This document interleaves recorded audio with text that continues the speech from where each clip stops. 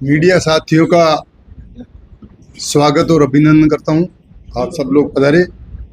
आज जो main press conference और आपको बुलाने का उद्देश्य था कि बाड़मेर शहर और बाड़मेर ग्रामीण एरिया में जिस तरह से बिजली की समस्या है, बिजली की जिस तरह से कटौती हो रही है, लोग त्राही त्राही मचा रहे हैं, पानी की किस तरह से समस्या पैदा हुई है और हॉस्पिटल अस्पताल के क्या हाल है, शहर में सड़कों के क्या हाल है, नगर परिषद में क्या समस्याएं हैं।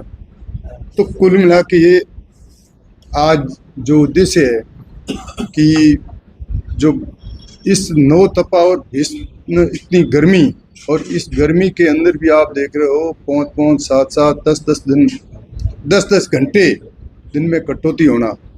ग्रामीण एरिया में तो ऐसा हालात है कि कहीं 7-7 दिन 10-10 दिन लाइट नहीं जा रही है, खंभे गिरे पड़े हैं। शहर में कहीं फॉल्ट है तो उसको ठीक करने के बाद उनके पास स्टाफ नहीं है, कोई फ़ोन भी करे तो उनको जवाब नहीं मिल रहा है। तो ये जो इस इतनी गर्मी के अंदर जो ये बिजली की जो पहली बार ऐसी हालत ख़राब हुई है, लोग हमेशा फ़ोन पे फ़ोन कर रहे हैं कि कोई बोल नहीं रहा है, कोई अधिकारी सुन नहीं रहा है। तो मैं आज मीडिया के मार्फत आपसे निवेदन करना चाहूँगा कि ये बहुत ही हालत इस भीषण गर्मी में हालत ख़राब है, इसको कैसे ठीक किया जाए। मेरा प्रशासन से और सरकार से अनुरोध है कि ज़्यादा से ज़्यादा इस बिजली पर ध्यान दें ताकि ये शहर की सबसे ज्वलंत समस्या है वो ठीक हो जाए। इस गर्मी के अंदर लोग किस तरह से घरों में रहे हैं, उनकी जो ये समस्या है उसका समाधान कैसे हो, और उसके साथ बिजली नहीं होने से पानी की भी भयंकर समस्या है। आप शहर की हालात देखो, प्रेशर है नहीं, लाइट जब आई 10 मिनट में वापस चली गई, तो वो इसके कारण पानी की भी भयंकर समस्या है। ग्रामीण एरिया में तो पानी की त्राही त्राही मची हुई है और जिस तरह से जो गाँव में पानी के हालात है और बिजली के हालात है बहुत ही ख़राब है, कोई सुनने वाला नहीं। एक डेढ़ महीने पानी नहीं जा रहा है, पानी की टंकियाँ शुरू करनी वो शुरू नहीं हो रही है। और जो पिछले टाइम हमारे जो कनेक्शन किए हुए थे, चाहे एमएलए कोटे से थे, पंचायती राज में जो पानी के कनेक्शन दिए हुए थे, जो पाइपलाइनें दी थी, उन सब का कनेक्शन काट दिया। उन बेचारों की क्या हालत हो रही है, आप ग्रामीण एरिया में जाके पता लगे कि उनकी कितनी पानी और बिजली की भयंकर समस्या है। और इसके साथ साथ जिस तरह से अस्पताल के आपने हालात देखे, कांग्रेस सरकार के टाइम किस तरह से क्या हालात थे, किस तरह से शानदार अस्पताल की जो बाड़मेर में और इस पूरे एरिया में इतनी शानदार व्यवस्था थी, चाहे कोविड का समय हो, चाहे कैसा भी समय हो, अस्पताल में शानदार काम हो रहा था, शानदार इलाज हो रहा था। आज देख रहे हो 1 साल से सीटी स्कैन मशीन बंद पड़ी, सोनोग्राफी मशीन 3 मशीन है, उसके बाद 20 दिन 25 दिन नंबर आना। कोई मरीज कोई 20 दिन इंतजार करेगा कि मैं बीमार हूँ और 20 दिन बाद आप आकर ये सोनोग्राफी कराएंगे। किस तरह से हालात है, किस तरह से अंदर की जो व्यवस्था है, इसको ठीक करना होगा। लोग परेशान हैं, अस्पताल को लेके परेशान है, इसकी व्यवस्था को लेके परेशान है। तो इस पर ध्यान देना होगा प्रशासन को और सरकार को कि इसको कैसे हम ठीक करें। सीटी स्कैन मशीन तुरंत शहर अस्पताल में वापस लगाएं। कहाँ फंड की इनका के पास कमी है, CSR फंड खूब पड़ा है, इनका माइनिंग का फंड खूब पड़ा है, इनके पास MLA MP का फंड खूब पड़ा है। तो ये सबसे पहली प्राथमिकता है, क्यों नहीं CT स्कैन मशीन को अस्पताल के अंदर लगे। कितने छोटे लोग के आ रहे हैं, उनको ले जाओ और लाओ, तब तक कई लोगों की जान भी चली जाती है। तो ये महत्वपूर्ण बात है। MRI की बात अपन कर रहे थे, मेरे समय में जब इसके टेंडर भी लग चुके थे कि भाई MRI मशीन यहाँ लगे, पता नहीं वो टेंडर कहाँ थक गए। स्पेशलिटी अस्पताल 200 करोड़ का अस्पताल, करीब 80% हमारे समय काम पूरा हो गया था। 1.5 साल हुए, आज उसकी हालात क्या है, अभी तक कोई काम हो नहीं रहा है। हालात कैसे है, जैसे कि तस पड़ा है, कोई देखने वाला नहीं। अस्पताल आज शुरू हो जाता वो तो लोगों को कितनी सुविधा होती। आज देख रहे हैं कितनी सड़कों का काम हमारी सरकार के समय, वो भी आज तक अब पूरा नहीं हो रहा है। नई सड़कें तो क्या शुरू करेंगे। पानी के बात करें कितने ट्यूबवेल खुदे थे और कितने हैंडपम्प, 1,000-1,200 हैंडपम्प सिर्फ इस 5 साल के कार्यकाल में मैंने खुदवाए थे। और ट्यूबवेल 200 ट्यूबवेल 200 से ज़्यादा ट्यूबवेल खुदे थे। पानी की समस्या का समाधान, आज कोई एक ट्यूबवेल खराब पड़ा तो उसको ठीक करने वाला नहीं। आज ट्रांसफार्मर कोई जल जाता तो उसको 10 दिन 15 दिन भी कोई वापस ठीक करने वाला नहीं। तो ये पानी की समस्या है, अस्पताल की समस्या है। आज किस तरह से हमने CSC, PSC, सब सेंटर, उप स्वास्थ्य केंद्र कितने स्वीकृत किए थे और उसमें सारा स्टाफ लगा था। और आज हालात क्या है आप सबके सामने है। किस तरह से लोगों को फ्री दवाई, जो माननीय मुख्यमंत्री, पूर्व मुख्यमंत्री अशोक गहलोत साहब के समय लोगों को किस तरह से फ्री दवाई मिलती थी, फ्री किस तरह से इलाज मिलता था, कोई किसी तरह से उनको बाहर नहीं जाना पड़ रहा था, कोई इलाज के लिए एक पैसा खर्च नहीं करना पड़ रहा था। आज हालात कैसे हैं सारे आपके सामने हैं। शहर की बात करूं, शहर के अंदर आप देख लो किस तरह शहर की सड़कों की हालत है, किस तरह से सफाई की अव्यवस्था है, नाले और सीवरेज लाइनें की क्या हालात है। आज प्रशासन ने शायद इस और प्रयास किया है, तो ये हालात शहर के भी खिलाफ खराब है। सड़कों को ठीक करना, अब हमारे टाइम PWD के अंदर जो बजट के अंदर स्वीकृत रोड है वो भी आज तक शुरू नहीं कर पाए। सीवरेज सिस्टम, इस तरह से इन्होंने सीवरेज का कार्य शुरू किया है कि वार्डों में पूरी सड़कें ही तोड़ दी, उस पर कोई चल नहीं सकता। तो इसको ठीक करने की आवश्यकता है। मेरा प्रशासन से और सरकार से निवेदन रहेगा कि आप इस ओर ध्यान दें, जनता की जो मूलभूत सुविधाएं उस ओर ध्यान दें। परिसीमन की बात करें, और परिसीमन में भी आप देख रहे हैं किस तरह से लोगों का हजूम यहाँ उमड़ रहा है, विरोध हो रहा है। परिसीमन में सरकार इसका मुंह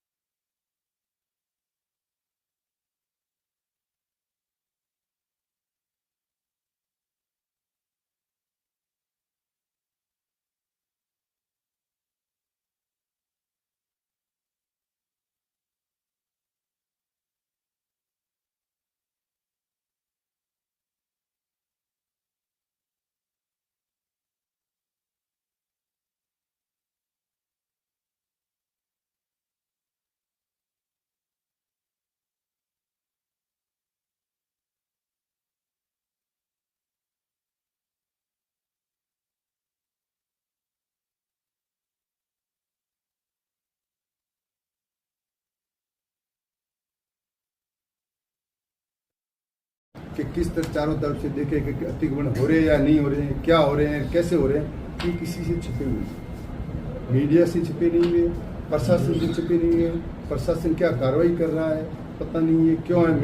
मेरे समय में तो मुझे खूब कह रहे थे कि भूमाफिया है, वो है, फलाना है, वो भूमाफिया तो भी इनके साथ हो गई इलेक्शन में, और अब पता नहीं अब ये इनके क्या हो गया, मुझे समझ में नहीं आई। खैर इन बातों पे मैं नहीं जाऊंगा। सर, उनके नेता ये बयान देते थे कि हमारी सरकार आते ही हम उन लोगों को जेल में डलवा देंगे, उनसे चक्की पिसवा देंगे, उनसे ये करवा देंगे।